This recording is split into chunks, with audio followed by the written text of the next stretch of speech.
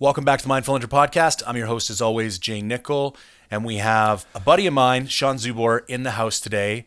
Oddly enough, me and Sean have known each other, or known of each other for when were you training back at Studio 55 with Justin?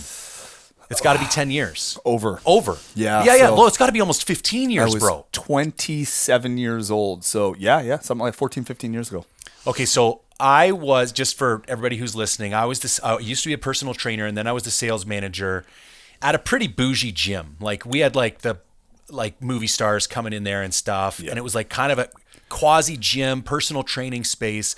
But the owner had a bit of a hard on for MMA, and so those guys were around.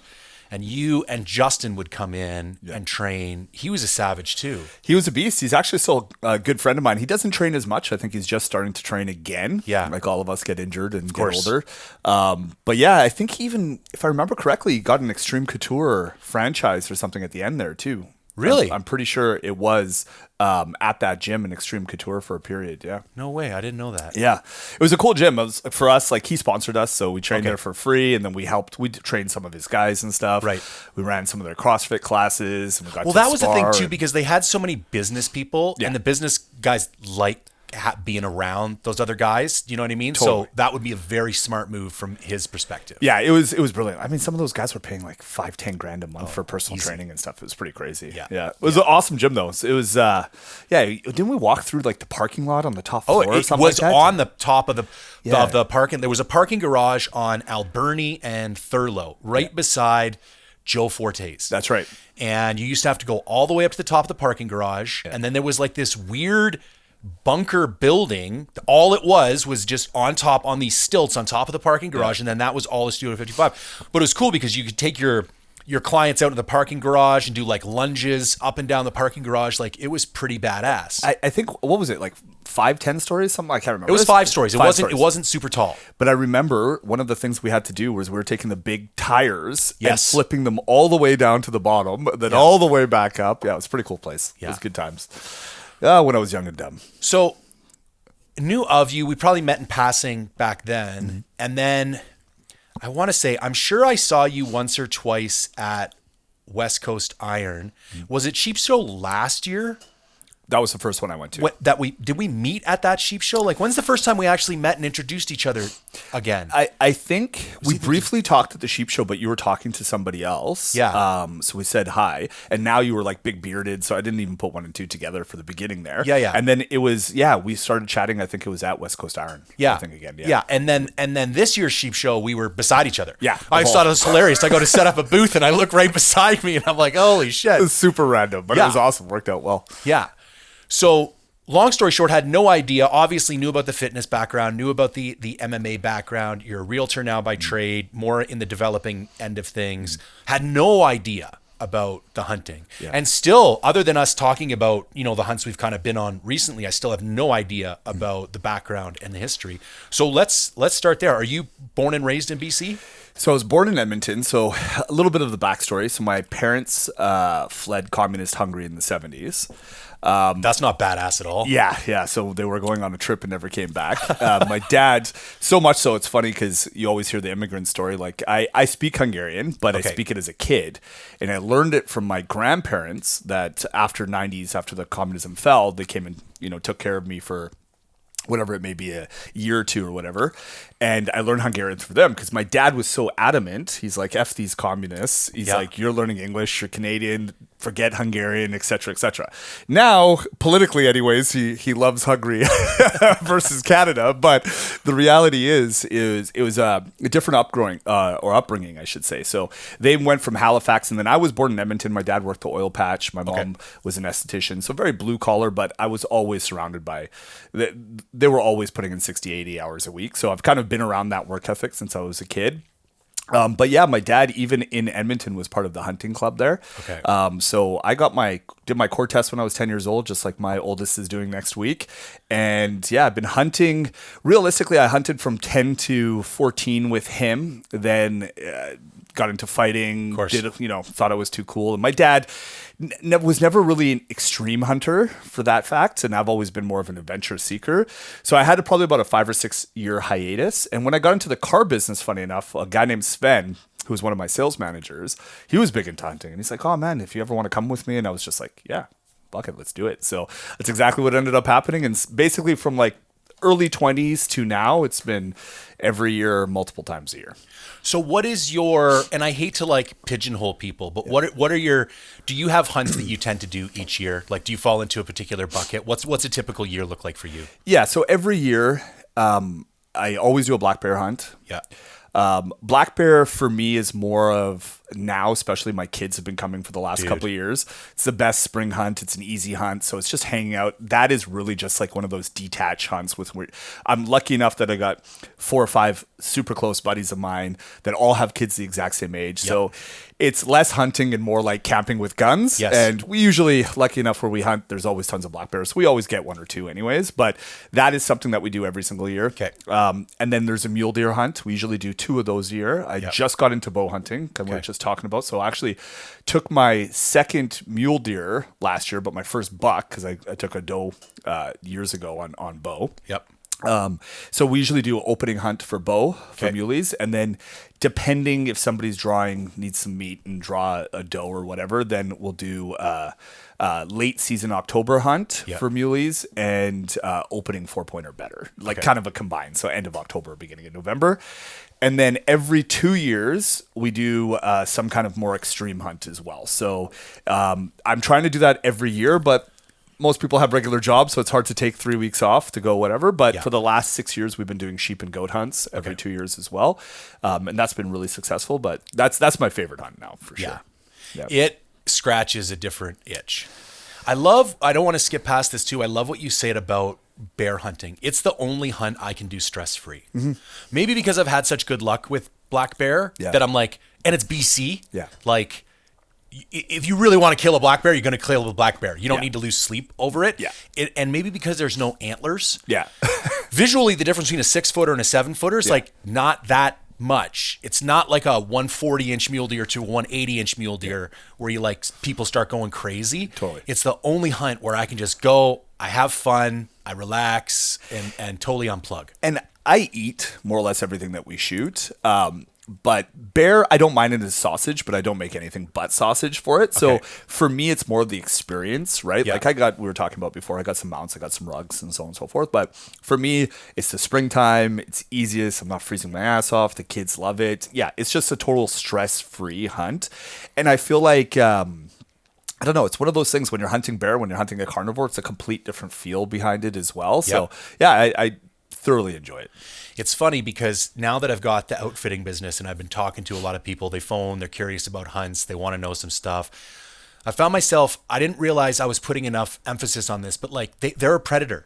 They're not prey. Yeah. So a lot of people are asking you questions like, oh, how do we stalk them? How do we do this? And I can simplify everything by being like, they're not prey. It's a predator. So like everything you think you know, kind of throw it out the window. Yeah. Like you still don't want to do dumb shit, but you can treat them a lot different because they don't wake up every morning and try to not get killed until they go to bed. They just walk around doing whatever they want to do for the most part. You know what I mean? Totally. And I think that's probably also, and they're just such random creatures. They're also one of those animals that like, I don't want to say the more I hunt them, the less I care about killing them, but the more I hunt them, the more happy I am to just watch them. Like they do such random stuff. Like they'll just stop when they want to stop. Whereas like something like a mule deer is like very predictable. Like if it's going to go to bed at certain times of the day, it's going to stay there either for a time period or until the sun hits it. Like it's going to be influenced by a set number of variables and they're pretty predictable. Bears, who knows? Wake up when they wake up, go to bed when they go to bed. Like, and the thing is with bears too, is it's funny that you mentioned that because I feel that, for example, this year when it's a funny story. So when I shot this buck, it was 30 Celsius out, right? We're up by, in region 3, so we're up by like Cache Creek, Ashcroft, that kind of area. And black bear is open. And it's so hot though, like nothing is moving. So we only saw 3 animals in 5 days. One doe, and usually where we hunt, like we've taken muleys like that, probably a dozen of them over the last year. Like it's our honey hole, right? And we saw nothing. Like I'll show you a picture later on of when I shot this doe. I am in shorts, a Cameron Hanes t-shirt, right, and Crocs, right, and that's when I boned this thing, when I had to put the Crocs in 4x4, the strap up to chase it up this mountain. But point is, we saw nothing, right, and like you said, I had the opportunity because bear was open. We saw 2 cool bears. We're stalking it. I even have it on video. We're watching it. I could have taken it without a doubt. I had with a rifle or a bow, right. But at that point, that wasn't what I was hunting. But just watching them, they have such personalities. Like it is such a different game for sure, comparatively to a deer or whatever it is. And at this point, like since I've got them for myself, like I'm looking for a specific bear. Do you know what I mean? It's not necessarily any bear will do. Like the last bear that I shot, funny enough, this was late. We were on a close mid-November, a similar area actually, mid-November, and we were on a 4-point or better hunt, and it was snowing like crazy. It was coming down, like there was probably 1.5 feet, 2 feet of fresh snow over the last couple of days. So at this point, we're like, screw it, we're not hiking anymore, right? We're just going to drive up the truck, up the FSR here and there, right?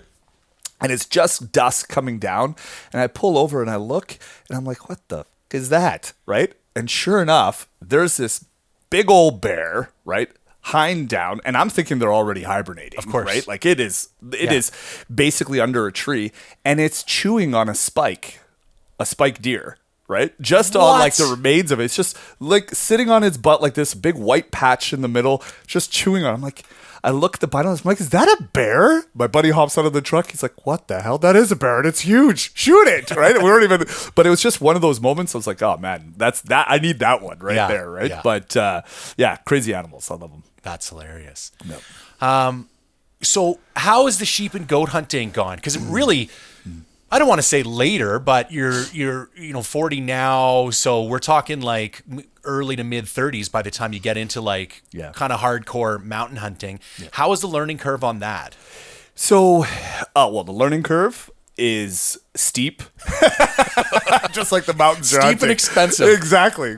So I did a couple fly-in moose hunts prior. Like I've never done a guided hunt, but I've done some fly-ins and stuff like that out of D's and Muncho and so on and so forth. So I've had the experience of the deep wilderness, and something I tell everybody: if you can afford it, you have to experience getting dropped off by a jet boat or getting dropped off by a plane in the middle of nowhere. It's complete disconnect, right? So, not just that, watching that plane go away and you know that you just flew in. Dude, that sense of anxiety. Exactly. I do a lot of solo stuff, and when that plane is taken off, you're like, oh, I pray to God I didn't forget something. Or like, because it's like, whatever you got is what you got, bro. Like, totally. I remember the very first time we're moose hunting, and as soon as they dropped us off, all I see is a grizzly walking on the other side, wolves going down over there. And I'm like, me and my buddies are sitting there just like shitting ourselves. We all are holding our guns like in our bed when we go to sleep. Like it's a different kind of world.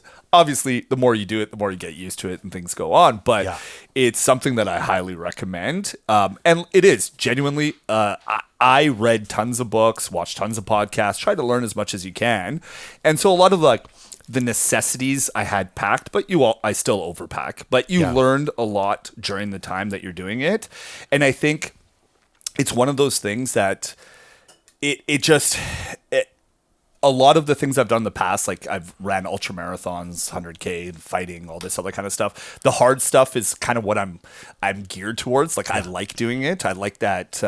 What do they call that? Secondary fun or whatever. Yeah. Type 2 fun. Type 2 fun. Yeah. Whereas I hate it when I'm doing it, but afterwards I'm like, oh, I can't wait to do it again type deal. So I got into it mainly actually because of like guys like Cam Hanes, and I started watching them because I hate to say this because it's not necessarily true, but I was kind of getting bored. Like I said, do you have these hunts that you do every single year? Of course. You bet I do. And I've said this on another podcast and it was completely wrong because I haven't shot everything you can shoot in BC, but I've hunted everything you can, and I've shot most things. I've shot moose, wolves, like the whole gamut.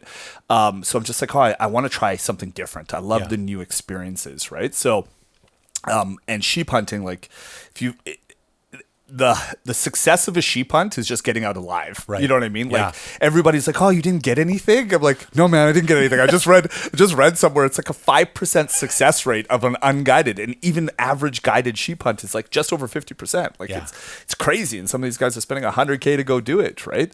So for me, it's just the experience that's the total win. Obviously, I'm lucky enough to have harvested sheep and goat and so on and so forth. But yeah, it's something that I was absolutely gravitated towards. And if I could do it every year, I would. And that's the plan over the next few years while I'm still able-bodied too. Yeah.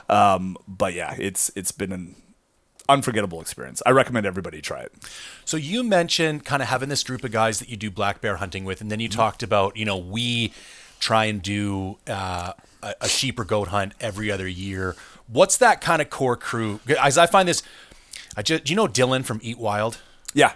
Right. So I had him on the podcast the other day, and I had this bit of an unlock for myself. When I first got back into hunting, I have this thing in my brain where if I don't figure out how to do something myself, it feels like cheating. And I realized that has held me back in life.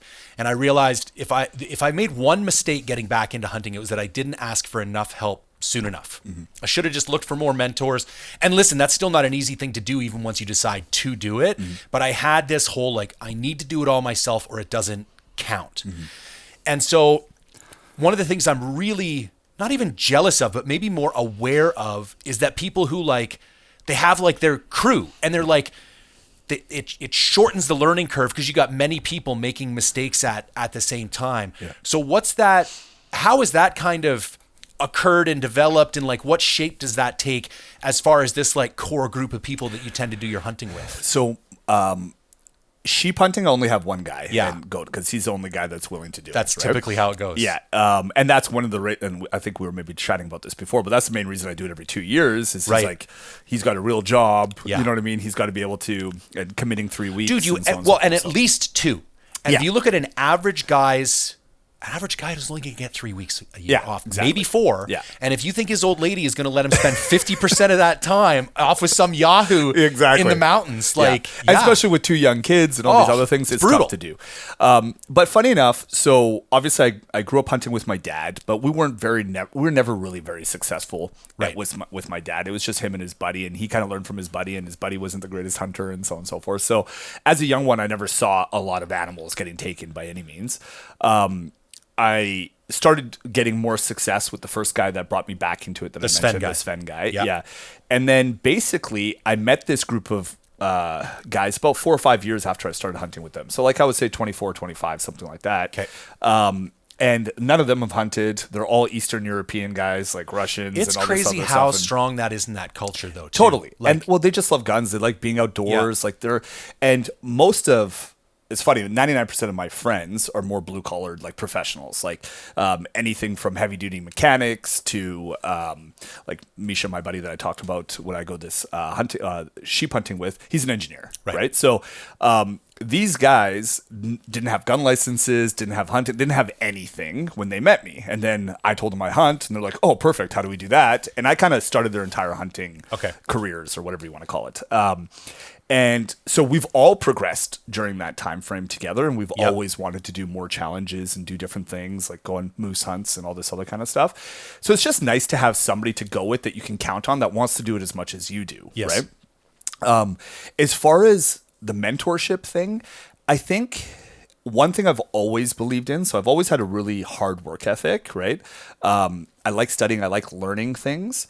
But there really is no cheat code in anything when it comes to business, when it comes to hunting. There's no such a thing as you do this and all of a sudden you're going to get this kind of result, right? It just doesn't really exist, right? But the closest thing to it is getting mentored, And so I've always, over the last, not in hunting, but over the last 10 years in business, I've probably spent well over $500,000 in mentorship from everybody from, I was getting coached personally by Patrick Bet-David, which some of you may not know him or not know him, but Google him. The list goes on and on of who I've spent money with to learn and pick from their brains. And for me, it's okay, that's the most successful guy in that field. He obviously knows what he's talking about, right? So I want to learn and what I can apply to it, because what I'm good at doing is just executing it, right? Yeah. So if somebody says, hey man, you need to be at the top of the mountain, stay at the top of the mountain, that's the only place you need to hunt, and put your miles in up there, and he shoots 2 rams a year or whatever, right? Then I'm going to listen to what he says, right? So it's always been like that. And it's funny, if you ask my buddy Misha, the one thing I taught him about hunting it's probably the biggest takeaway is we have 2 ears and 1 mouth, right? So every time we go out and we're at these hunting conventions and we're, even just coming back from a hunting trip. Like I remember once coming back from Dees Lake after a fly-in, and we stopped at, I can't remember the name of that town, but there's this, they fly out of there as well for sheep and goat. Anyways, it'll come to me. And there's like, not a town, sorry, like a restaurant, and they got tons of taxidermy everywhere. It's a beautiful place. It'll come to me, the name of it. But anyways, when we were there was 4 other guides there, right? And they're all pissed drunk already, right? Having a good time with their clients. They shot a bunch of goats, etc. And we stayed there for 3 hours. And I probably said 10 words and just listened to everything they said. And it's not so much they're giving up like their spots and stuff, like, because it is what it is. Once you're deep into sheep hunting and goats, everybody kind of knows the spots anyways, more or less, right? Like you go up jet boat or you go up in a fly-in, it's crazy to think, but you're in the middle of nowhere, you're going to see 5 or 6 guys, right? And not all of them are coming down with sheep or goats, right? But just listening to the stuff that they're doing and how they tracked it and how they, got close enough to bow a goat, or, you know what I mean? All these different types of things. It's amazing what you learn over that time. Yeah. And honestly, even people getting guided, I know guys that get guided, right? And they just get guided to learn from that guide. You know what I mean? They'll pay the money just to kind of understand what you need to do to be able to shoot it, right? It's funny. There's something I've been talking about. Like one of the reasons I started outfitting bear and was looking for a unit with more backcountry exposure is that I think it's something a lot more guys are looking for these days. And I don't think it's something that most guides are prepared to deliver. Like when I first started getting into hunting, was doing really well in business, only had the week or two. So it was like, I wanted to be efficient when I went hunting. So did a few guided hunts and was hoping to learn. And very rarely was that the case. Like you kind of show up, you're a number, and I don't hold anything against them for it. Like that's your job is not to teach me anything. Your job is to take me out and try and get me, a successful kill. And that was one of the reasons that I started outfitting bears. That I think especially now there's this group of a hunter, this like late 30s, early 40s, couple of kids, makes decent money, wants to get into hunting, and like you're saying, isn't necessarily looking to like hack it, but like shorten the learning curve. Totally. And is willing to like drop a couple bucks to do that. And being in Canada, it's not like I can have guys from the States come up and we just do a hunt together. It's not like we can go get an over-the-counter Idaho bear tag and go hunt together up here. And so I am noticing from the people that are booking with me that is the vast majority. And they will even go so far as to say is like, listen, man, killing a bear, listen, I want to kill a bear, but that's my second priority. My first priority is like, I want to get out there, I want to get out of my comfort zone, but have a bit of a safety net. I want to learn so that I can go home and be better prepared to go do this stuff on my own. And I think we'll see more of that going forward, this kind of like hybrid. You see guys like Cliff Gray doing these like seminar courses now. Like I think we're seeing, they do the immersion camps. I think the drawback of the immersion camps is that you're not actually hunting. And I think if you're not in the field applying what you're learning, there's always going to be a limit to how much you're actually going to maintain and store. And I think part of it is exactly what you said. And that's been part of the learning. And what did I learn doing these sheep hunts and so on and so forth is doing it is half the process, right? 100%. Like when you're at home, or even like, I'll give you an example, a local mule deer hunt or whitetail hunt or whatever, and you got, 50 pounds in your pack for a day, it doesn't feel like much. Like it's no problem, right? But when you're doing that for 12 days and you're climbing 9,000 feet in elevation every couple days or whatever, like it changes everything. And you really understand like, oh, ounces do mean something, So I think doing it is the ultimate learning experience. But if you can afford it to learn, and I mean, the experience of just doing it is huge, but I feel like if there's one real shortcut or cheat code or whatever it is when it comes to success in anything, is if somebody's already done it, you can do it, right? It's very repeatable. So if you can learn what they know, it's a win-win situation.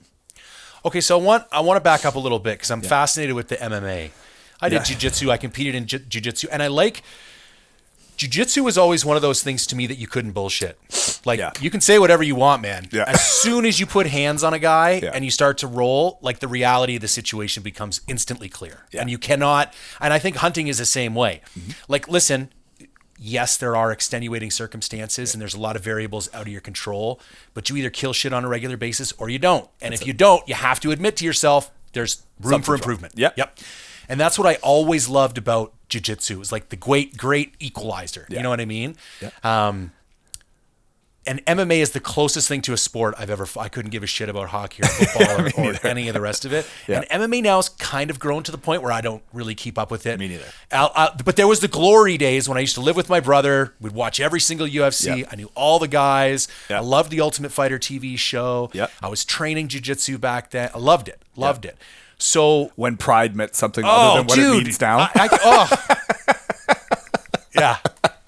Pride had nothing to do with the rainbow flag back then? Yeah. No. Great Some of times. the greatest, juiciest fights in Ever. the history of mankind. Ever. Yeah. I was just listening to a interview with Rampage Jackson about his first fight with Sakuraba. Oh, yeah. And he got out of jail like the day before they flew him to Japan, and he made 10 grand for that fight. Yeah. And they're lowering him down in a cage in the Saitama Super Arena. And he was like, I was scared shitless. Yep. Because it's so high, and he's like, I didn't give a shit. Yeah. For 10 grand, lower me down from whatever you want. Like, it was so much money for him. 75,000 people. Oh, yeah. Yeah, and Sakuraba would be hacking butts in between rounds. Yeah. Crazy. Just a different world. Yeah. I remember, I don't know him that well. I've had a chance to train with him, but we come from the same camp with Marcus Soros. But there's a few guys like Dennis Kang that's from Vancouver, and he had some amazing runs. Like he won a tournament out in Pride, and the guys who were fighting back then, it was a completely different world. Like they were literally cranking it in between rounds and stuff like that. Like it was entertainment purpose. I mean, it shut down because the mob was running it, but it absolutely like Vanderlei back in the day, bro. Monster. I wish we could almost get back to that. You know what I mean? Like exactly. It was just so crazy. Yeah. It was good times back then. And that's really what motivated me. That's why I watched these guys and I was just like, oh, this is exactly what I want to do. It was it was the peak. Now, like you said, there's a fight every week or every 2 weeks. I have no idea who even the champions are. I still respect them. If anything, I can almost guarantee you, because there's always an evolution of everything. Yes. The guys that are champions now are a million times better than the guys that were champions back then. 100%. But the entertainment value and just the raw, epic nature of it. And some of I think, we both love to lift. Yeah. I think the same thing has happened in lifting. Yeah. Like if you look at the content around lifting these days, so the super scientists and the lengthened partials and all the other, it was like, I grew up in I really came into my own in lifting in like the late 90s, the early noughts, like the Cutler, Coleman era. Totally. And it was like people were slanging and banging iron. There was no bullshit nerd podcast. No. Like it was just like, how do I go in there and just savage this shit for an hour? You know what I mean? Yeah. And I feel like, and I feel like we've lost some of that. You know what I mean? Like everybody's so worried about doing it right. They're missing the spirit of what it's doing. And I feel like, technically some of the fighting is, and don't get me wrong, there's still amazing fights right now, but there is some of that rawness is gone. And that's, it's like everything, it gets commercialized, becomes more of a business, so on and so forth. So I get it. I don't blame any of them for what had happened. And I'm happy to see that my sport went to this level, because when I was doing it, when I first started, it's funny, I was on the Brad Lee podcast, and there's a bunch of guys that kind of called me out that I said that I had 12 professional fights. And the reason why they're professional is because I got paid for them, but it was all under the table because they weren't even legal, right, at that time. Because when I first started fighting, and it was actually for Chris Franco and Lance Gibson when they were together out of Port Moody. I was 17 years old, 16 years old, something like that. Back then, it wasn't even called. Some people called it mixed martial arts. Some people called it no holds barred, like NHB. So I remember having hoodies that said no holds barred, fight team, all this other kind of stuff. And we were fighting on native reserves in the States and up here, all over the place. And there was no rules otherwise, other than you can't bite this guy and can't, hit him in the nuts or whatever, eye gouging. But everything else went. And so I remember the first UFC here was the first legal professional fight in BC. Okay. Was the very first UFC. And so I was a glove inspector and a bunch of other stuff for that. So it was one of the coolest things. I got to walk out with all the fighters. I have amazing stories. Rich Franklin and Chuck Liddell were the headliners on that one, right? And Rich broke his arm and knocked him out with his broken arm. To show you this funny thing, not to talk too much bullshit, but to show you the Canadian healthcare system, they shared the same ambulance to the hospital. And I remember Chuck coming in. I'm actually on the video. I have it somewhere. Chuck coming in and me putting my arm around him. It's like, it's all good, buddy. And his lip is busted. looked like a vagina. It was open up like so it was completely messed. But oh yeah, then they went to the after party. It was awesome, and it was one of the best experiences. I got to hang out with Chael Sonnen that whole time, and he literally he didn't fight that fight. But we were hanging out, and that's the day that he announced or started talking shit about Anderson Silva. Okay. So it's like one of his most famous, I can't remember what he's saying. He's the ultimate shit talker, right? But he's talking about Anderson Silva. Then afterwards he came back. It was just hilarious. And then, yeah, there was just some big names in that fight. It was pretty awesome. And then that time moving forward, it started to become legal, and then it was semi-pro and whatever they called it. But when did BFL come about? Because that was really... I fought BFL at their first. Yeah, okay. And then I fought for their first title, which I lost to Jason Brooks. Okay. And then from there, like 5 or 6 guys. So it didn't become legally pro until after. It was a year after I started fighting. Okay. And then it professional MMA was legal in British Columbia. But, gotcha. Yeah, so... It was a lot of fun, though. It was a lot of fun. It was good times. And I got called up to do the Ultimate Fighter Canada. We did to the tryouts. I think they were in Kelowna, if I remember correctly. But unfortunately, I broke my hand in one of my fights. So that didn't go. And that was actually the main turning point that I decided to ex-nay that path. And I'm happy I did now. But yeah, and then kind of changed from there. So I'm kind of interested, what other... I think making decisions is something people struggle with a lot. Yeah. And I think walking through such a pivotal decision like that probably at the time didn't seem like such a clear fork in the road, but in hindsight, it does. You know, I faced several with like business and like even deciding to go full bore into the hunting space a year and a half ago.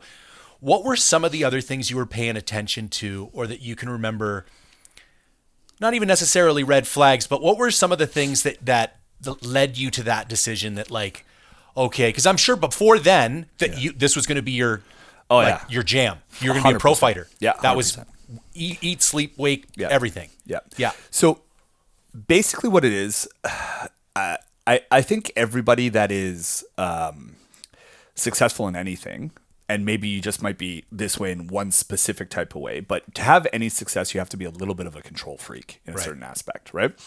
So I've learned to mitigate and all those things in business, don't get me wrong, but for me, what it was just very simple. I was at 27, so I was 27 years old when I fought for the title, and it was a pivotal moment in me when I'm like, okay, so I can train 6 hours a day, 6 days a week, destroy my body. That's not a problem, right? I enjoyed it. I loved it. Even when I hated it, I still liked it. But when I broke, it was actually this finger, right? And it's still a little bit janked. When I broke this finger and I couldn't fight for 6 months, it was a real realization that, hey man, like I could walk down the street, twist my ankle, and my career is done. Yep. You know? And so all of this work that I put behind this, where the reality is it's not even the top 1% of MMA fighters who make a decent living. Yeah. And back then, none. It was maybe George St. Pierre. There was no, Conor McGregor's or any of those big money makers that there is now. None of them made any real money. Right? I mean, even a big UFC fight back in the day was like 8-8. Like 8 to show, 8 to win. Like, think about that. What are you going to do? 2 fights a year? What are you going to make? $32,000 a year? Yeah. Like, this is insane. And obviously, there's brand deals and sponsorships and things, but there was very little money in this field. Well, and the problem for the middle of the pack guys. Oh yeah, nothing. Like the average guys were way below the poverty line. Like I have lots of friends that fought in the UFC. Quite a few, even guys that are made it into the top 10 ranks and so on and so forth. And those guys, like one's a police officer now, the other one's like they've all gone different routes, because the reality is unless you were George St. Pierre, Conor McGregor, a lot of these top guys now, the champions now are making millions, right? Yeah. Which is fantastic, but the average guy is still not, right? So for me, I had the mentality that I'm like, I'm going to be champion. So it was never a point that I'm not going to be champion. I'm just like, am I going to invest another 5 or 6 of my years, hurt myself, and then not be a champion because of that, right? So that was my mentality. Listen, looking back, I probably wasn't the best, and it's very likely I wasn't going to be champion. So I'm not trying to say but my mentality back then was like, nobody's better than me, right? Yeah. Like most 20-something-year-olds, I guess, right? But that was the thing. I was getting married. I wanted a house. I wanted to have nice things. I wanted some security in my life. And I'm like, okay, like if I'm willing to work my ass off this hard in one thing, I know whatever I do, I'm going to work my ass off, and I'm going to probably have some more security and more money to show for it, right? So it's a very hard decision. Like, up until that point, I probably cried like in my 20s once, right? But when I went into the doctor, and it's hilarious, the first doctor I talked to was a hand doctor. His name was Dr. Groper. I can't make this shit up. And he's like, yeah, there's nothing we can do for it, blah, blah. I was looking at getting my finger chopped off in Mexico because I couldn't make a fist because it was like stuck like that. Right. So I saw this other doctor, Dr. French. It's funny, I remember these names, but Dr. French, and he said, listen, it's just how it is surgery may or may not do anything, may make it worse. He's like, let's see if we can get some serious physio. So I met some physio guy that did all the Canucks hands and all this other. And within 6 months, we kind of had it full close. It's still like jacked in comparison to my other finger, but I went back, fought again. Then I lost that title, and because I think my mind was just not in the right place. Yeah. And then I'm just like, yeah, I think I'm done. And I started really focusing on business and literally went from that to selling real estate. And within the first couple of years, my real estate career went through the roof. And yeah, that's you picked not a bad time in Vancouver to transition into that field. Yeah, it was good. The first couple of years were a little bit challenging. Like it wasn't the markets that we experienced in 2021 by any means, but it is something that I have a lot of takeaways. Like when it comes to even hunting or when it comes to business in general. So what people may or may not know in real estate is like you have to prospect. It's not, and it may sound bad, but you might be the best negotiator, the best at customer service, the best at like finding homes, et cetera, et cetera. You could be a best at all of those, but you're going to be a shitty realtor if you have no clients to service, right? So the number one thing that differentiates a top selling agent, right, is not actually the service. It's just how many clients they can get. That really is what it comes down to for their paycheck anyways, right? Obviously, 99% of these top agents are great with their clients and do well by their clients and everything, of course, but that's how you build your business, right? And so most people, there's an 87% attrition rate within the first 3 years of real estate, right? So of new agents coming in. New agents. Yeah. And it's 70 something the first year they give out because they all just think, as soon as I get my license, I'm going to be a millionaire driving that white BMW and all the other typical shit, right? But they don't want to do the uncomfortable things like cold calling, door knocking, like things that they're bugging people, talking to friends about buying or selling, like all the things, marketing, being on podcasts, all that kind of stuff, right? But coming from MMA and now doing all these other things like the ultras and hunting, it's, when your life is on the line, right? And you realistically, there's not a lot of MMA guys that die, don't get me wrong, but if you've ever been locked in a cage in front of like thousands of people, the lights on you and a guy on the other side that has been training 6 hours a day for the last 10 years, right? You feel like there's a possibility you're going to die. You know what I mean? That guy wants to kill you, right? So once you get punched in the face enough in that situation, cold calling, door knocking, all this other shit is so fucking easy. It doesn't mean anything, right? Like same. Once I'm sure you've done this. When you're on a sheep hunt and you're on a shale side and you slide down 30 feet and you stop right before the cliff. You know what I mean? All of a sudden it's like, oh man, everything I do at work is so much easier, right? Puts everything else back into perspective. And so I can definitely say that MMA past and these difficult things have made everything else in the business side, life side, a lot easier. So I like to say the hardest thing you've ever done is the hardest thing you've ever done. Yeah. And so for me, it was recovery. Yeah. Right. Full blown junkie for fucking 15, 20 years of my life. That when I go to like, I have a 9-year-old daughter. Yeah.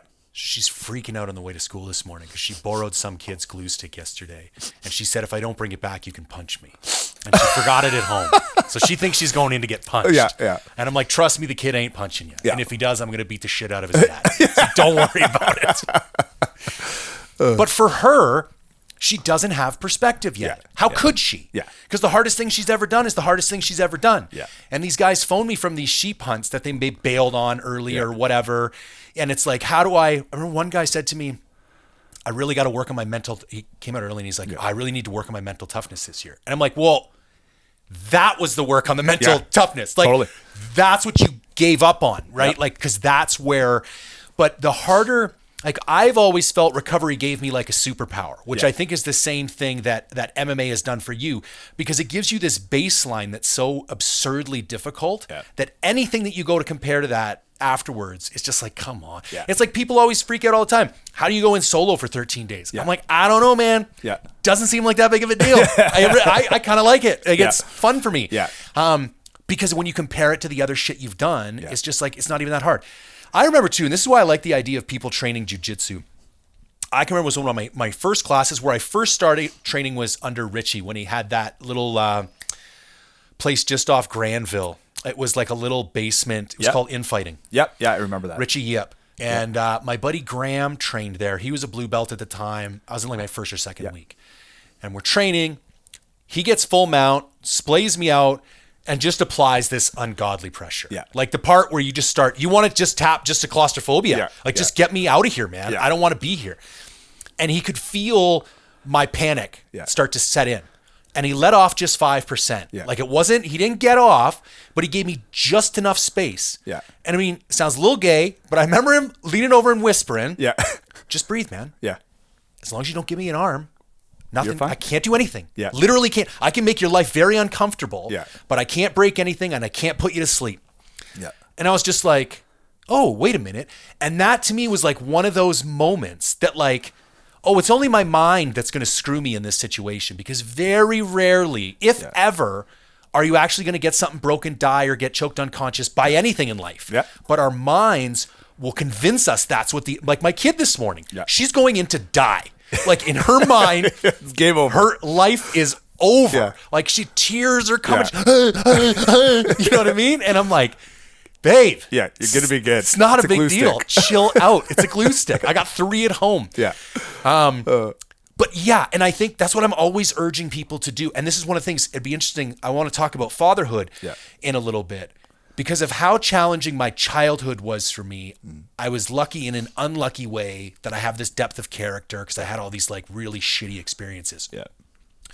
One of the things I worry about with my daughter is that she has the softest life in history, bro. Yeah. Which I'm glad. Yeah. I can give her the life that I never had. Yeah. What worries me though is the strength of who I am came from all the shitty shit. And so as a father, I'm like, I need to find ways to expose her to that challenge and let her feel afraid. I remember when she was young, man, like she would fall or she would cry. She wouldn't be able to figure something out. Like everybody would go running to fix it. I'm like, get the fuck out. Yeah. Yeah. But she's crying. Good. Yeah. So what? Yeah. Is she going to die? Is she super hungry? Yeah. Like, is there any basic need that's not being met? Yeah. No, then leave her alone. Let her come to her own realization that like, this is really hard. I think I can't do it. And then I do it. And then like, oh, maybe I'm a little bit more capable than I thought. But yeah, I really do urge people, like, you know, my buddies at EXO, they do that death hike every year. Okay. And I think they do. So they normally try and do 100-mile hike. And it just stuff like that, man. Or like you doing an ultra, like just picking shit that's super hard, I think is a massive unlock for the rest of your life. So one of the books I really like, and I got into a lot of like the Stoicism stuff. Yeah, yeah. So The Obstacle is a Way by Ryan Holiday. Thank you. And I really like a lot of the things that come to it because, and I've said this, I think maybe on a podcast before, but if you think about it, right? Your character, who you are defined by many times the things you've done, good and or bad. It doesn't necessarily mean you can't change if you've done bad things. It doesn't mean you can't go worse if you've done good things, right? But how we define ourselves a lot of times are by the things we've done. And the good and bad part about that is if we don't do anything, we fuck around, all we do is watch Netflix, we don't do anything worthwhile, then this is a lot of cases where our lack of self-worth comes from. Right? Because we know we've been shitting. Like, all of a sudden you wake up and you're 40 years old and you haven't done anything. And this is incredibly powerful negative thing that can cycle through our heads, right? Yeah. The problem is a lot of times what happens is they're 20, 30, 40, 50 years old when they come to this realization of that this is one of the reasons I'm not happy with myself, right?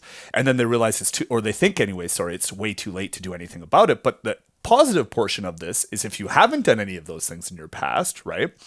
Now you can always start. And it's funny. You start doing one thing here, 2 things. You start waking up earlier. You start, training and losing your weight. And this is one thing, like I tell everybody, I'm like, when you sit down at the dinner table with your loved ones, friends, whatever, Christmas time, let's just say, you're never bragging about you watching Netflix and doing blah, blah, right? Yeah. You're always bragging about, oh man, I dropped 30 pounds. I've been doing cardio. I've been working out. I went on this crazy hunt 3 weeks. Like these are the stories you're telling. Yeah. And they're always something difficult. It's always something that you're proud of. And it's not necessarily the result. Yeah. Right? Because if the result is easy, right? Then everybody would have it and there'd be nothing to be proud of. It's the actual journey along the way that's difficult that you're proud of, right? It was never, don't get me wrong, it was difficult to fight in the cage, but it was never the fight in the cage that I'm proud of. It was the work up to that. That was like hours and hours and hours, and not drinking for years in my mid 20s and early 20s. You know what I mean? Like not like sacrificing meals. Like I remember we were, Jason had me on, I remember Jason. You remember Jason? Great guy. Yeah, he was doing my Van Montfort. That's right. He had me on a diet, and it was basically chicken breast and broccoli, right? While I was fighting. I'm 25 years old, bro. Like all my buddies are doing hookers and blow, having the time of their life, drinking, doing whatever they're going to be doing, and I'm eating like broccoli and chicken breast and getting my ass handed to me. And I had to be downtown at studio at like I had to wake up at 5 a.m. and be there by 5:45 or 6 o'clock for our first training session, right? So for me, those are the things that I was most proud of doing, and those instilled, and you start building from that, right? There's a reason why like people go from and it's crazy. And this is the only thing I can really say if there's any motivation out of this. It's crazy how quickly things can change. Yeah. If you haven't done shit in 10 years, don't worry about that. Book something. Yeah. Book something for doing it in like 60 days, 90 days. I went from, because what another story here is, I went from fighting and walking around at 190 shredded, fighting at 170 welterweight, right? To I went so extreme in work that all I did was work. And when you don't have, I wasn't training, I wasn't doing anything else. So I was eating shit, I was drinking too much, you know what I mean? Like never on the alcoholic side, but you know, 1 or 2 beers every couple days or whatever, because this was my only escape at that point, right? So I went from like 185, 190 shredded to 245 pounds fat fuck. Right? With like less muscle and just jiggly tits. You know what I mean? And the reality is my money, my bank, everything was growing that way, but I didn't know how to balance. That was later on a future thing. But the point is I carried and I went this yo-yo for a few years. And then I decided, I read Goggins and Haynes and all these others. And I'm like, you know what? I'm like, these guys can fucking do it. Why can't I? And I went from not running at all, not once in like 2 years, to a marathon in 90 days. Right? And I was slow as shit. I lost 20 pounds in those 90 days while I was doing it. I barely made it. I felt like I was going to die. Like it was horrible. There was absolutely nothing pleasurable. It's probably the easiest marathon you could do. You know what I mean? Like I think I did it in like 5 hours, like absolutely horrific. Right. But I did it. Yeah. And as soon as I did that, I'm like, fuck, next thing, ultra. And I went from there to 100K. Right. And that 100K, 18 hours later, like I did it in the deserts of Nevada. Like it was pretty sick. And then I did a 50K ultra. And then I'm like, hey, all of a sudden this momentum keeps going. Then I'm starting smashing the weights again. I'm training again. I'm doing it's crazy how one thing just starts catapult. One difficult thing, change your mindset on who you are and what you can do. And it just leads to the next. But the problem is, like I said, is everything that's in our past generally defines us. Now what defines me is this conversation we're having.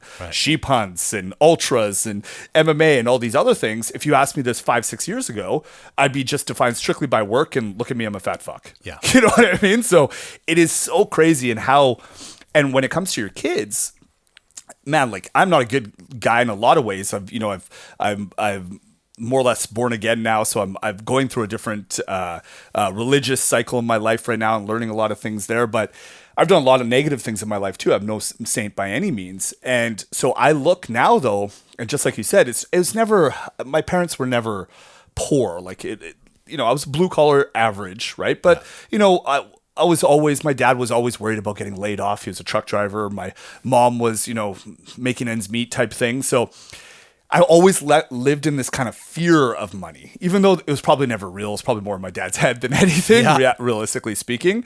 But once I started making money and I started living, doing the things I never thought I would be doing, all of a sudden, like you said, you want your kids. Like my kids have flown first class and like all these crazy kind of things.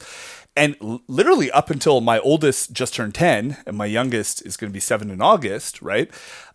Literally up until the last year is when I had this realization. I'm like, holy shit, my kids are starting to get spoiled. Yeah. You know what I mean? And we get satisfaction for them living an easy life. We get satisfaction for seeing them get whatever they want, basically, right? Makes us feel good. But then I started seeing some negative traits. And they're both extremely hard workers. Don't get me wrong. Like one of them, my oldest, is obsessed with, they both love hunting, but he's obsessed with soccer, plays for one of the best teams that he possibly can qualify for, wakes up at 6 o'clock and trains with me on a lot of days. So he's got a lot of work ethic, and there's a lot of great things that I've instilled in him, and he naturally has by watching me work. But at the same time, like, they have no respect for money, or didn't anyways. They have no respect for, like, they do not live the average life at all, right? And so for them, I had this conversation that one of their friends at school is like, oh, well, you guys are rich, you live in a big house or whatever, right? And Hunter, my oldest, right, is like, oh yeah, we do good or something like that, right? So I had to be very close. I'm like, listen, son, we're not rich. That's the first thing, right? And the second thing is, if we were rich, I'm rich. Right? Yeah. You have nothing, right? And the reality is, you will never have anything until you earn it, right? And it's just instilling this. And I think the cool thing about this, and one of the things that you mentioned that really resonates with me, is that jiu-jitsu, hunting, running, like, these are all equalizers. Yeah. It doesn't matter where you came from. Doesn't matter your background, what your parents were, how much money you have, it means nothing. Like when I did the 100-mile ultra or 100-kilometer ultra, right? There were 60-something-year-olds passing my ass like I was like, like I was. Can't lie that shit, man. I can't lie. I'm just like, right? And my ego went, just got crushed because you can't hide that. Right. Yeah. And that is the truth. Same with hunting.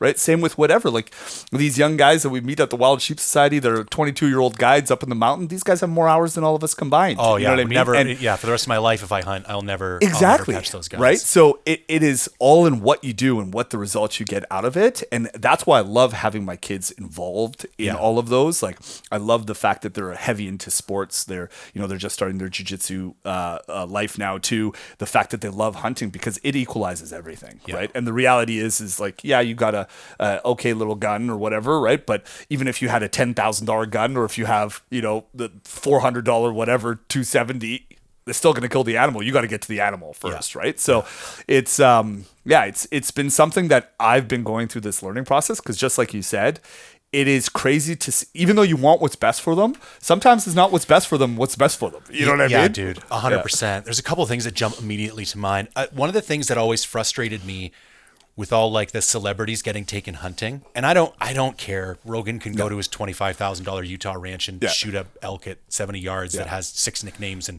800 trail cam photos. I really don't give a shit. The thing that I always thought was unfortunate is I feel like a lot of those guys are getting robbed of the development that comes from learning how to do that, from failing and learning. And I think in ways that's what we're robbing from our kids by not letting them fail and by having too much of a safety net.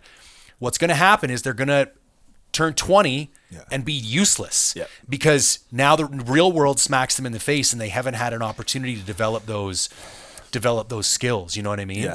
And I think it's a matter. And you're lucky because you have 2 kids. This is one of my big regrets, just with timing and everything. We could only have one. I think you got to be very intentional when you only have one. But you have to go out of your way to put them. Like my kid gets so mad at me sometimes. And I tell her, listen, I love you enough that I love you more than I care about how you feel about me. I said, tell my wife that too, and she fucking hates it. I know. But it's like, listen, if you got to be pissed off, you got to be like, I will, that is my cross to bear. You know what I mean? And I'll wear that if it means that you're going to be better suited to succeed later on in life. The cool thing is kids too. So my kid is like really perfectionistic, but she doesn't have the grit yet to push through. So when she hits a wall, there is a tendency to quit sometimes. And I'm having conversations like with the in-laws and with my mother or with my wife. And I'm like, I see the characteristics that are going to be her benefit. Like they're going to carry her when she's older and she develops the emotional maturity to like hone those. Like they seem like deficits right now. I get it.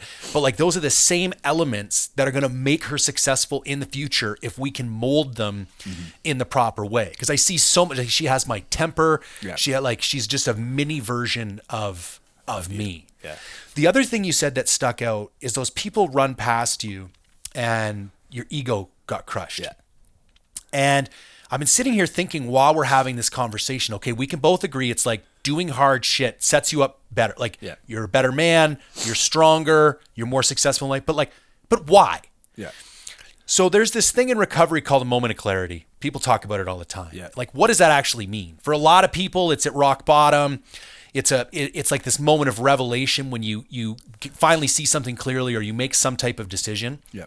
And I've always defined it as the moment when your ego got so crushed by your circumstances. That's why it usually takes some type of rock bottom. Like people always ask me, I got a cousin who uses, I got a brother who drinks, what do I do? I'm like, you back up and you pray for them to experience enough pain that they can't help but change. They have no choice to change because they can't handle the pain anymore. In my experience, that's the only reason people change. Yeah. And I've always defined this moment of clarity as the wall of your ego being crushed, and that lets in the voice of God, whatever that is to whoever that is. And I think those moments can happen to you, or you can create those moments, depending on situations. For me, with recovery, those moments happen to me because a result of decisions I wasn't making and bad things that I was doing. Whereas putting yourself in an ultra and like grinding yourself to such a nub, or going and doing that first backcountry hunt and watching that plane fly away. And even if you're with a couple buddies and having that fear set in and being forced to acknowledge the fact that you're not who you thought you were. Like you had this image that you're everything, you're going to cry. And then all of a sudden you're not. You get beat in that title fight. And it's like, listen, there's a version of me that I thought existed that doesn't. But I want it to. And I think if we can stack up those moments when that ego gets crushed and whatever that is that we hear or we see, that like true version of ourselves. And if we're strong, this is why I always say at the end of a hunt film when I don't kill anything, I failed. And the comments are always like, oh, you didn't fail, you learned. And I'm like, shut up. It's like, I get it. I'm not saying it was a waste of my time. But it wasn't a camping trip. All right? It's not a bow hike. My mission is to kill something. If something doesn't die, I failed at my mission. Totally. And there's power in that. Because when you can acknowledge that and then take that information and then go like fill those holes or fix those gaps or like do whatever it is. And I think that's it's like the hard shit is the catalyst. But then having the strength of character to take the learnings from those circumstances and transition into that next phase of who you are. I think that's why they're so transformative. And this is, it's funny that you mentioned, because this has happened multiple times in my life. Like I literally just went through this a couple of years ago, going through a divorce and so on and so forth. And it's my fault, so I won't go into it, but how it all happened. And this is one of the reasons, like I've always searched for, and I'm not one to push God or anything on anybody else, but because myself, I've always been an agnostic most of my life. Like I think there's something, but whatever. But after this happened, since my finger broke, I hadn't cried. Go to church because my oldest one has been bugging me to want to go, which is awkward but weird enough, but it was kind of cool. So we went, and the first day it was like the sermon was exactly for me, and I was almost in complete tears. Like it was this crazy thing, and I lost because exactly the words that you said cannot ring more true. I thought I was a man that believed in certain things, right? And obviously I wasn't, because I did things I wasn't supposed to do. Based on your actions, you can't deny. Exactly.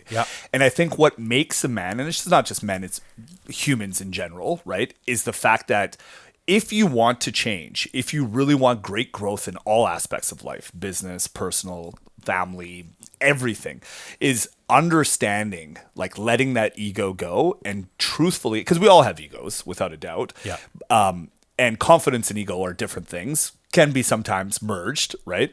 But understanding and taking responsibility. And I think this is one of the things, speaking of our kids, that in this society generally today, especially with I know where you're going. Preach. Participation ribbons and all these other things, nobody wants to take any fucking responsibility, right? And so my biggest growth always recently in years from fighting from business is taking responsibility in my actions, right? And understanding, like actually one of my favorite books was from Jocko, which Extreme Ownership, right? Is basically about like no matter what happens. And, it's your fault. And it's funny, like I've learned, like there's, and I just use this, and I'll never say her name, but a friend of mine, she was one of the, I think she was voted top 3 best looking women in the world or something like that, or in Canada or something. She was like a Victoria's Secret model, all this client of mine. And anyways, long story long, she was raped, right? And so I think you and I can be in 100% agreement that when a guy rapes a girl, it's never the girl's fault that she got raped. Correct. Right? Like I don't think anybody on the planet would think differently. Yeah. Right? It's always the douchebag's piece of shit fault that did that, right? But it was incredibly like this clarity that when she said, no, she's like, I took away that power that he had, that he raped me. I'm taking responsibility for my portion of this. I'm like, what are you talking about? Well, bro, if I didn't hang out with those types of characters, if I didn't allow myself to drink, if I wasn't in those circumstances, if I didn't do these things, right? If I would have made any other decision than to be there that night because of the lifestyle I was living, it would have never happened. I'm like, okay, well, yeah, I mean, but her counselors, everybody else is like, no, you can't put this on you. It's his fault. And it is his fault. Yeah. We all agree it's his fault, right? But it was just this like click to me. It's like, no, what she just did there is took the power away from him. She owns it now. She owns it. And she's like, you know what? It's never going to happen again. Yeah. Right? And she lives in the States. So now she's packing. She doesn't drink. She doesn't do all this other stuff. Like, so, and it was just this powerful thing. Like I would never, ever, ever fathom, you know, telling a rape victim that it was at all any of their fault, because you and I both know it's amazing how powerful that. So I tell my kid all the time that taking responsibility is a superpower. Yeah. Because the thing that got me the furthest ahead in any of my careers was never making excuses and always taking responsibility. Yeah. I'm like, you want to be that guy who walks into your boss's office and say, this is what went wrong. This is why it went. This is why it went wrong. This is what I did wrong. And here's my plan. I'm going to go fix it now. Yeah. They'll just smile and nod. Yeah. And you will be the rock star. The people who go in there, oh, you know, Jeff did that and Bob did this and I tried my best. And what's wild, and I'd be interested in your perspective, kids come out of the womb not wanting to take responsibility. Yeah, totally. I remember my kid knocked over a glass of water the other day with her foot. Yeah. She's like, it's not my fault. You put it there. I was like, okay, whoa. Did a ghost grab your foot? But it's like they have this reflex because they equate taking responsibility with blame and getting into trouble. Yeah. And it's like, okay, I get that. You're a kid and your limited experience at life, when something's your fault, you're going to get in trouble for it. What you don't realize is that as you move forward in life, you don't care so much about getting in trouble because that doesn't really mean anything unless there's some type of punitive consequence. Right. It's more of like a perspective thing. Yeah. But that ability to take responsibility for things, both in your own life, in work situations, in relationships. Like, dude, there is nothing that neutralizes an argument faster than just being like, it's my fault. Yeah. You know what? I'm sorry. It's your fault and it's her fault. But just own listen, I could have listened more. Yeah, I could have been home sooner. Yeah, I should have cleaned it up quicker. Like, there's a million reasons why it's your fault. Well, and it comes back to that control portion too. Like, I can't control what you do right or wrong. Dude. Right? I can only control what I do right or wrong. Yeah. So I can apologize and admit to what I did right or wrong, right? Yeah. But for me to just put the blame back on you is never going to make me resolved in myself. Correct. Right? I'm never going to feel better about it. And it's funny that you mentioned that with the kids. And you know how you were saying that my dad always told me this, right? And he's said it a million times, right? That I'm like, because I say something stupid like, oh, you're just so mean to me, or, you know, whatever you say as a kid or whatever, right? And he's like, listen, son, I love you more than anything, but I want you to remember something. He's like, I'm not your friend, I'm your father. It's two completely different things, right?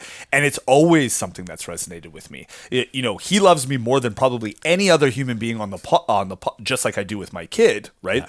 But it is my responsibility because of that love to not baby them, to prepare them for the world, to let them get into trouble, you know, whatever it may be, to find circumstances, to do hard things so they can find themselves. Otherwise, if I do everything for them, like you said, like, we're not going to be walking this planet. Hopefully, if everything goes well, we're going to be leaving far before they do, right?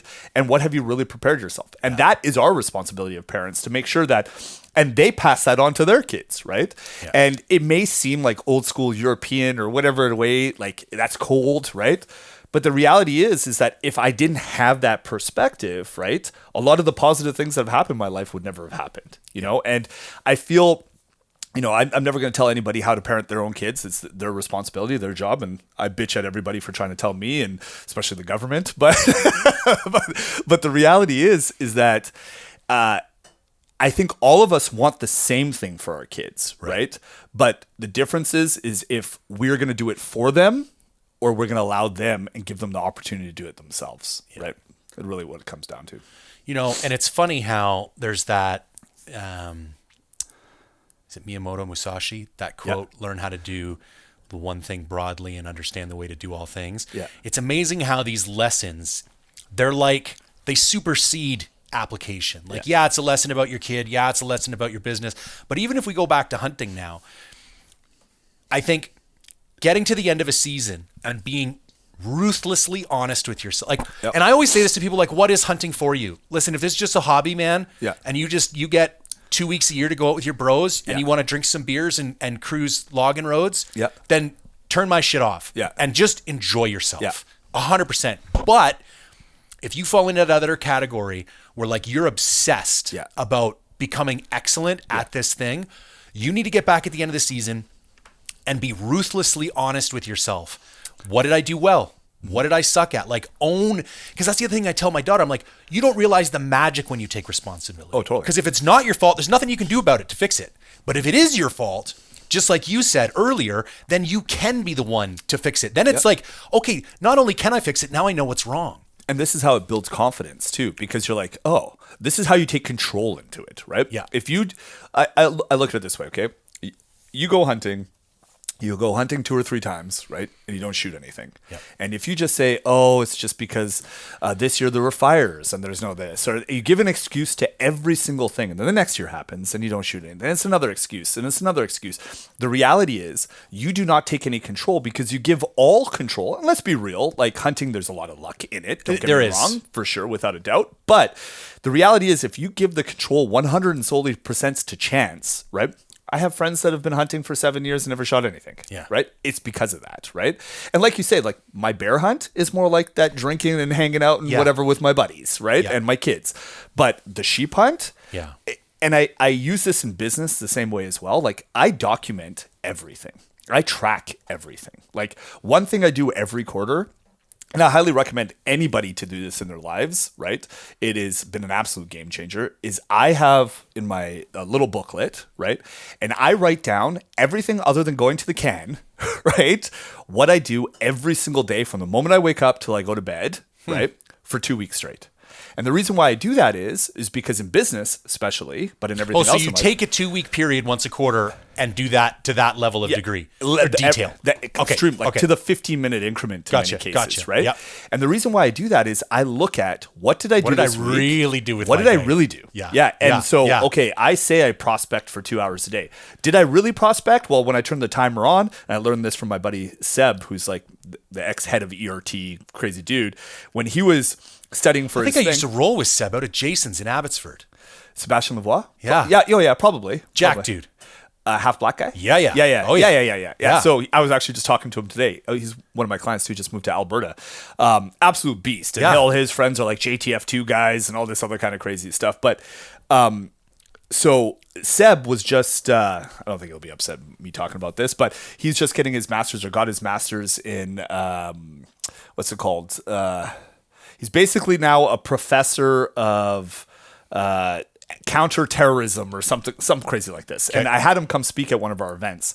And how he studied, and this was just something to give an example, is we set a block of like 2 hours I'm going to study, right? How he studies is he has an alarm clock thing like this, right? Yes. Presses go, starts studying. Somebody walks up to talk to him, presses stop. What can I do for you? Yeah. Then back at it too. So when that says 2 hours, then he's done 2 hours. And the reality is sometimes it takes 3 or 4 hours to do that 2 hours, right? Yeah. And so when I sit down, and I do this on hunting trips too, on my sheep hunts, right? What did I do? Where did I accomplish? And I'll have my Garmin watch. I'm like, how many clicks did we get in? Where do we do? I try to track this stuff so I can go back and be like, in business, especially in business, is, okay, what administrative stuff am I doing that I could pay somebody $25 an hour to do, right? Because if I'm trying to make X amount of dollars, right, I should be focusing on activities that make me X amount of dollars. Because, not to get too divulged into business, but if you're trying to make $500 an hour and you're just regularly writing up some emails that your assistant can do, it's costing you $500 an hour to do those emails. Yep. You know what I mean? So I look at a way to leverage all of that stuff, and every quarter I find something. And some of them are going to be guilty passions. And some of them, at the end of the day, like I live at, on the border of Mission and Maple Ridge kind of thing, right? It takes me, just like it takes you to go to our West Coast Iron Gym. Yeah. It takes me 45 minutes. Yeah. So it's an hour and a half of day of traveling that I'll never get back, right? But for me, that's a guilty pleasure. And I'd rather be able to do that than not. Yeah. But it gives you perspective, right? And this is the same thing, is that this is how you hold yourself accountable and have real, like, a truthful view and vision on what you do and who you are and how you get better. Objective data, man. That's it. In everything. Yeah. That's why it was funny. Everybody freaked out. Not freaked out, but like when I started doing my gear reviews, it was almost shocking to me how strongly people reacted. Yeah. But I was like, this is not how you guys approach everything in your life. Like, yeah, man, I have a spreadsheet with 27 different categories. I have a forced ranking system that I'm applying. I have all these tests that I'm doing. I have this policy about no sponsorships and no financial incentives. I'm unbiased. I have a background in behavioral economics consulting, so I'm aware of my inherent biases, and I'm like documenting. Like, these are like, I've done workshops in this with like Lulu and Arc'teryx and Adidas and like, and it was because to me, and maybe it comes from that background of cover, like there's a lot of me that never trusted myself. Yeah. So I don't want to make decisions that are based on because I think or feel a certain way. Yeah. It's like, I want them to be based on some type of objective evidence that like, this is the best thing to do. Yeah. And the only way you can do that is by having that objective data that you can review, because we'll skew it, man. Yeah. Totally. My biggest thing, I'm trying to get back into reading. Doing my MBA kind of broke me for reading. Yeah. Like it had to be like 300-400 pages a week of like case studies, articles. Like, it was brutal. Yeah. My kid had just been born. I was waking up at 4 a.m. every single day. 4 to 7 was reading. 7 to 8 was kid. Take the kid to the daycare, go to work, come home, rinse and repeat. Yeah. Ever since MBA was over, I can't read a book for the life of me. I fall asleep in like 8 minutes as soon as I start reading anything. Yeah. But I want to get back into reading. So my new thing that I've been doing is, I put my phone on Do Not Disturb. That Do Not Disturb function on an iPhone, especially now that it's linked to my Mac, is brilliant. Brilliant. And I do it I do 15-minute bursts. Yeah. I put the Do Not Disturb. I set a timer for 15 minutes, sit down, and I sit up in my desk, and I put the book flat, and I read the book for 15 minutes, and I don't allow anything else to enter into my consciousness. Because I know, if left to my devices, if I just sat on the couch and said I'll read for 15 minutes, 3 minutes in, I'm checking Instagram. Totally. I'm the exact same way. And especially with ADD and all the other different stuff that I have going on, it's hard to kind of stay focused. Yeah. The thing is too, is now, like, what I love about reading, and I'm big into audiobooks as well, is I feel like, so the difference, I'm sure, with the MBA and all these other things is like, that's forced reading. Yes. Like, it's force of like, you have to do this and whatever. I'm never good with have to do's. So for me, I only read, and it's funny, like I haven't read fiction since I was probably 13 years old. And I just started, I mean, it's still like Navy SEAL stuff, you know what I mean? But I just started reading fiction, and I was like, wow, I'm like, dude, my imagination has gotten so much better. You got to take some to the mountains. Yeah. My favorite thing now is like fantasy books, audio books. When I go in the mountain, laying in my tent at night, listening to an audiobook in one earbud, and it's about like knights and dragons. And I love it, bro. Especially out there, because it's like, I get into it so much more. Cause like, I'm in the mountains. Dragon could come over that for all I know. You know what I mean? Exactly. Yeah. And it's crazy because, and this is one of the things I've got my kids into, like, they're forced reading. Yes. I force them to read, and it's all like, my youngest doesn't really read yet, but my oldest, he's just learning. My oldest, he's like me. He likes to, like, up until, like I said, just recently, he likes to learn and facts, and he's big into soccer, as I was mentioning. So he's reading all this, about Ronaldo and all this other kind of stuff. But the one thing I've found is missing in the latest generation of our kids is because they're stuck to their iPads, and they have it's this instant gratification. Dude, those YouTube shorts are going to kill everyone. Oh, that's all they want. It's just brain rot, right? Wild. And they just no longer have an imagination, right? So I'm forcing them to read these fiction books because I want them to have an imagination, right? Like, we used to play and pretend as kids. They don't have to. It's either real and they're doing it, right? Or it's like, I got my oldest the 3D Oculus or whatever it is, right? Yeah. And he's playing these games, and he's like, I mean, at least he's getting a workout, I guess. But he's just this gorilla game or something like that, and they just look like idiots all over this. But I'm like, I played it, and I got motion sickness. Yeah, it's I can't so do real, that. right? Yeah. But I mean, so part of it's cool, but then part of it's like, man, they literally don't have to pretend. Yeah. You know what I mean? So for myself, I've been kind of forcing them in, like, and I hope it doesn't get them out of it, but they're just to be able to imagine these things. And it's been really cool. Like for myself, usually what I do is read 10. For me, instead of the time necessarily, I'm like, I want to read 10 pages every day, right? So I read 10 pages in the morning, and it's usually generally in the morning is something business-based, something I'm trying to learn, something I'm trying to implement into my business, whatever it is. And then at nighttime, now I do this, like, instead of Netflixing it and passing it on the couch, which I still do here and there, but I try to read 10 or 15 pages. And generally speaking, like, for myself, and I'm sure you're very similar, and a lot of people out there are the same, my biggest thing with falling asleep is having a hard time turning my brain off. Like as soon as I do, I'm up or I fall asleep. And then my other issue is I wake up at 3 a.m. every morning, naturally. Every night. And I have a hard time going back to sleep after that, right? And it's just because my head is just thinking. So if I start thinking about business books and so on and so forth, and really what it wasn't fiction that I started with at nighttime reading. It was reading hunting stories, basically. Oh yeah. And what's his name now? Let's get Theodore Roosevelt. Okay. I was reading his biographies and the stuff that he was doing. And have you ever read any of his stuff? No. Oh, bro. Like he was the original hunter, right? He's like one of the greatest presidents ever. And the only reason that there's national parks in the States is because of him. But this guy did, like, there's museums with his elephants and stuff. He's still shot on it, right? Yeah. And it's hilarious how it was back then versus now. It's crazy. He shot everything out of the moon, and it's just really cool stories. So this helped my mind shut off at night and go to sleep. And that's kind of where I've transferred now into more fiction versus historical, but still something completely different than business. Awesome. It's so funny you mentioned imagination. So just down the street from my house is the Rio Theater on just off Commercial. And I took my daughter there to see The Princess Bride. Yeah. Maybe about, I don't know, a month and a half ago. And she really liked going to that theater. Yeah. It's kind of a weird experience. Totally. It's not like going to Cineplex, right? And so we were driving back there the other day, and she's like, oh, can we go back? And we look on the sign, and they have a Saturday morning cereal party. Huh. So on Saturday morning, some Saturday mornings, they do a cereal buffet, $20 an adult, $14 a kids, and 3 hours of cartoons. Cartoons all the way from the 30s to the 90s.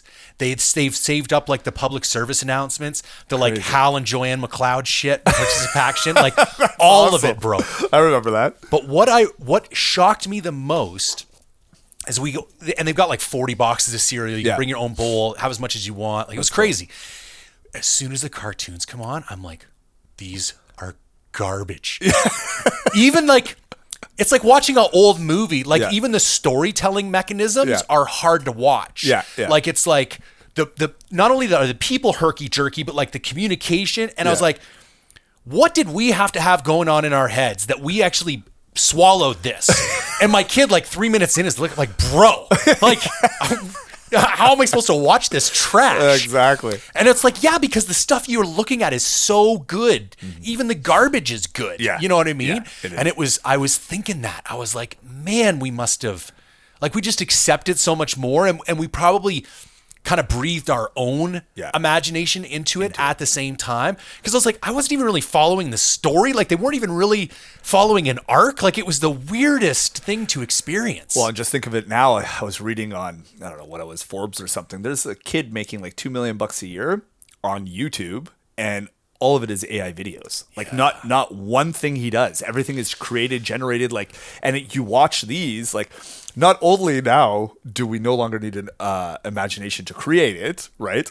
The creation is done by something that's imagineless as well. It's we really are living in the simulation. Yeah, it is. It's the Matrix, if anything. Yeah, for sure. I've never been more strongly convinced of it than I am, especially with everything that's going on politically. Like, we've got a guy running our country right now who's never even been elected to an office before. I feel like I'm living in House of Cards. Yeah. Like, it's just shocking to me. And I see like these polls, like if he wins, I just have no. So here's the only downside to what happened south of the border. Yeah. If we'd have had our election 3 months ago when Trudeau first resigned, landslide Conservative win. 100%. I'm superbly confident of that. Yeah. But because Trump went off so hard and came down pretty anti-Canadian, a vast majority of Canadians are just going to do whatever is knee-jerk anti-Trump. Yeah. And they think, even though they're completely wrong, they think liberal is anti-Trump. Even though Carney couldn't be more pro-Trump.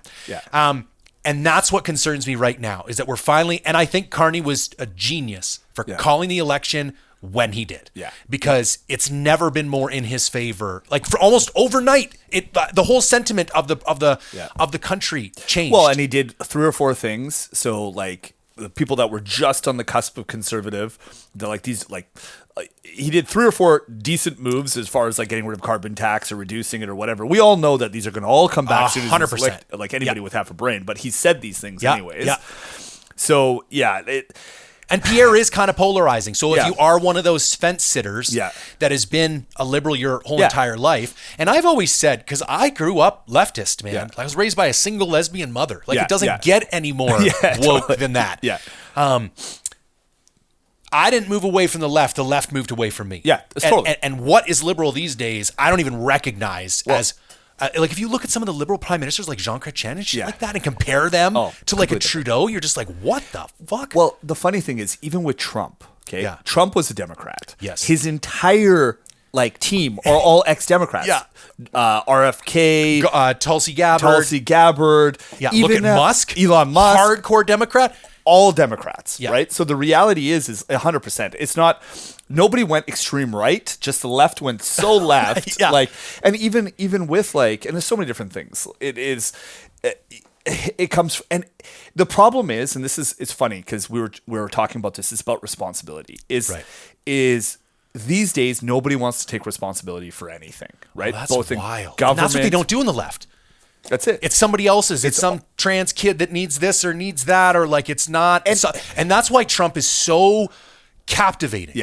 Because he like owns it. And he's like, it's a problem. This is what we're going to do. And even if he's wrong, and let's face it, he's probably wrong about half the shit that he goes on about. None of us believe it all. But it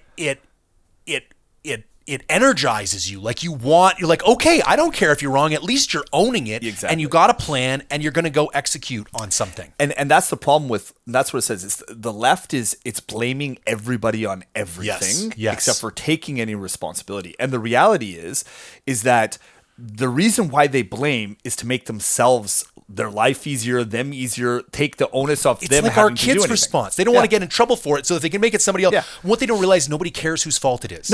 They just want a plan to fix it. Well, it's just even like the LGBTQ. The reality is, I have some of the most hardcore right-wing friends, right?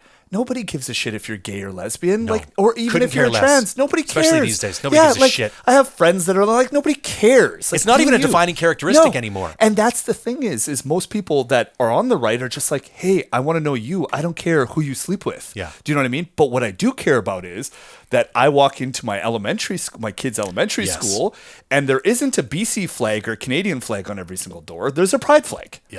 And so what does that have to do with my kid? You know, at the end of the day, even if there is a gay kid in there, which they may or may not know, right? It doesn't have to be a topic that we talk about. Like we did sex ed when we were 14 years old, right? Grade 8, grade 9.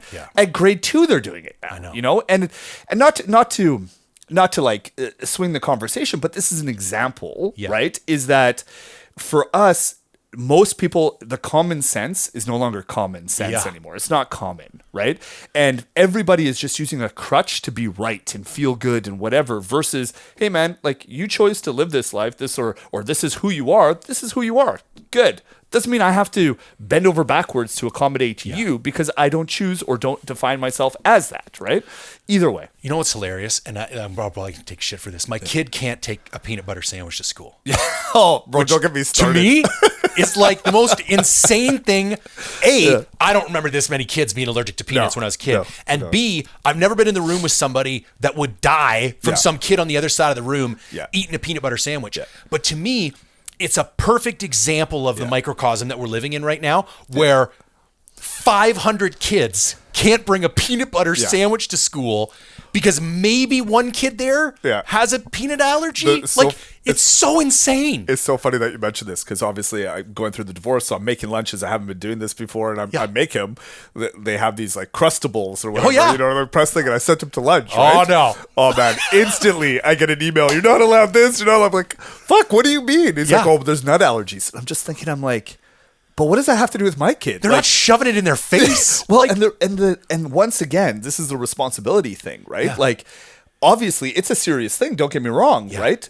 But what do? You take something away from everybody instead of teaching the kid that has the issue that this is what you watch out for. These are the signs. This is your EpiPen. This is how you put the responsibility on the person that needs the responsibility. Give them the control. Exactly, because the reality is, I'm just going to be very blunt, when he's in university, there probably isn't, or maybe there is now, I shouldn't say that, but when he's in the workplace, guess what he's going to have to do? Yeah. Or she's going to have to. She's going to have to watch out for fucking nuts. Yeah. You know what I mean? Totally. So it's exactly, it's a perfect example of where we try to appease everyone and therefore we take from everybody else. So crazy. It's with this gun control craze. It's with everything else. Like, in Canada especially, and this is, I try to bite my tongue when I say this because I'm a believer, right, that when it comes to firearms, that there should be basic training. Just like there's a driver's license, you should have a license for firearms, right?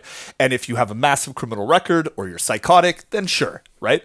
The problem is that's common sense, right? The problem is with that you give an inch, they try to take not a mile, the rest of the earth, right? And the problem is that what's happened is, right, we have people, like, I'll give you an example, okay? So Mini Ruger, right? The Mini Ruger or Mini 14 Ruger, right? Yeah. So that was used in the Polytechnic shooting or massacre, right?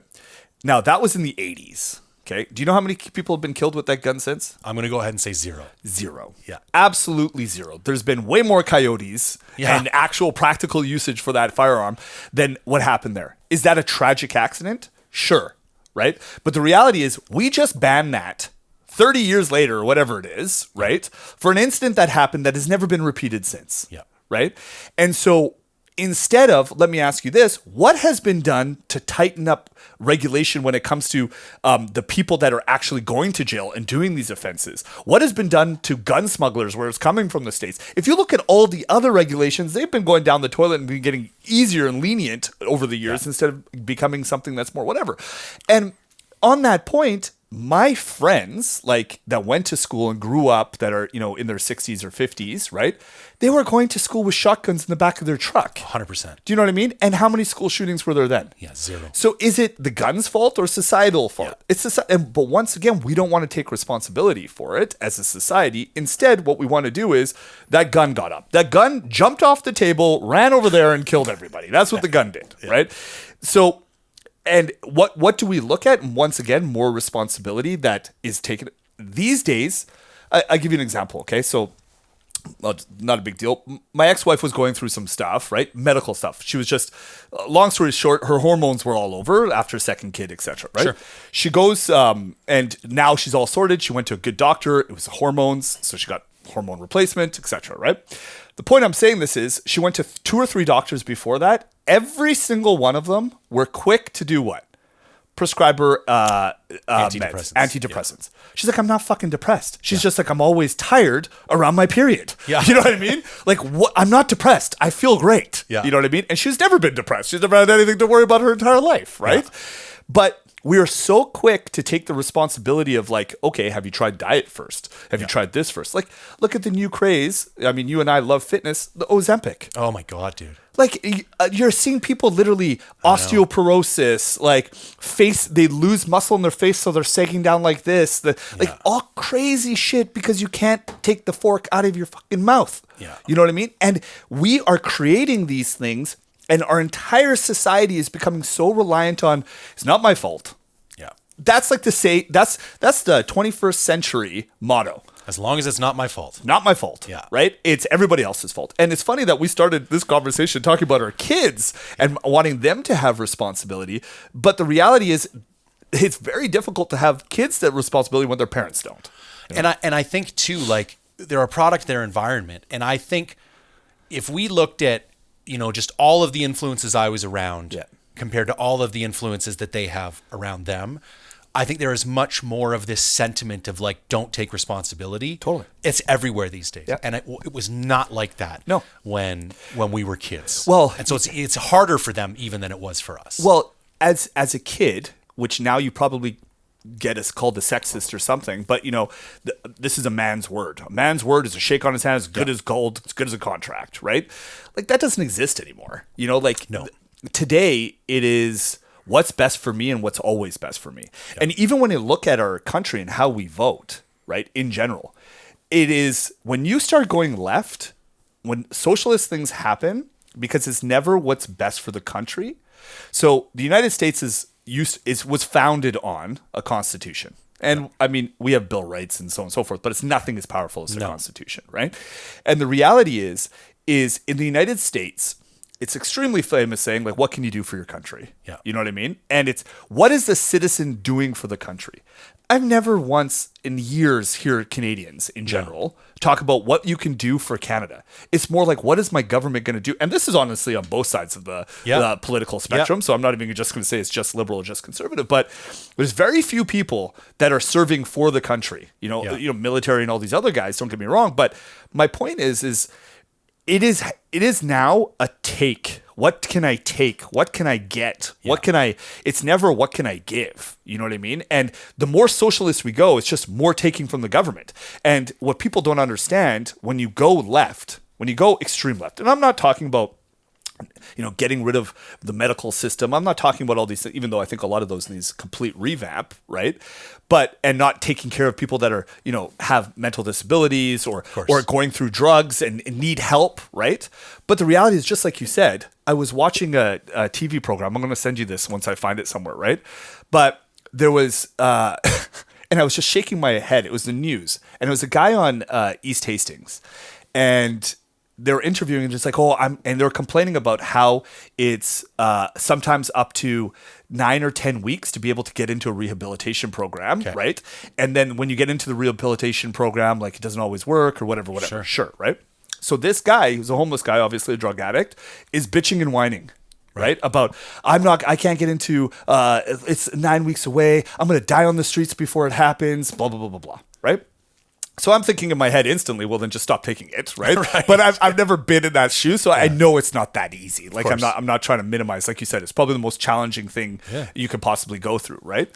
But then and she instantly starts saying, the reporter's like, the system's horrible, the system's horrible, the system's horrible, right? And then he says something that I'm just like, well, that's the reason why the system's horrible. He's like, I've gone through rehab 16 times. Yeah.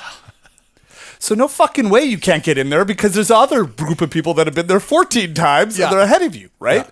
So it's his fault, once again, the responsibility. And you said you're going to have that clarity moment when you decide to take responsibility where 100%. Everything will actually change, right? And it's going to be that that extreme clear moment, right? In society as general, where we're like, okay, and you're starting to see a bit of a switch. And this is one of the reasons why Trump is in right now. Yes, 100%. Is people are like, you know what, screw it. I'm done feeling guilty about something I didn't freaking do. Yeah. I know what I did wrong. I'm going to take responsibility for that. And that's it, right? Totally. You're no longer going to shame me for something I didn't do. Yeah. Do you know what I mean? So yeah, it's a weird world we're living in. And it's interesting to see what's going to happen in the future for sure. It is. Yep. Dude. Thank you so much, man. We've been going for a bit. Okay, cool. I don't want to keep you too long, but I got to get you back. Yeah, 100%. That was So this is one of the conversations that reminds me why I started the podcast. It was funny when you were talking about hacks being the only real hack being surrounding yourself by people who are better than you and the mentorship. And I have pretty severe social anxiety. Like the idea of a networking event, I almost puke. I get cold, which is funny palms. Because at that event you were awesome. I know. Yeah. And here's what I've come to learn. It's all about role awareness. Uh-huh. I was a DJ for years. It's funny. I went through the same arc with DJing that you went through with MMA. Yeah. Where I had this moment of clarity with DJing where I just looked around one night and I was like, what am I doing? Oh, we lost one camera, so we'll wrap this up soon. That's all right.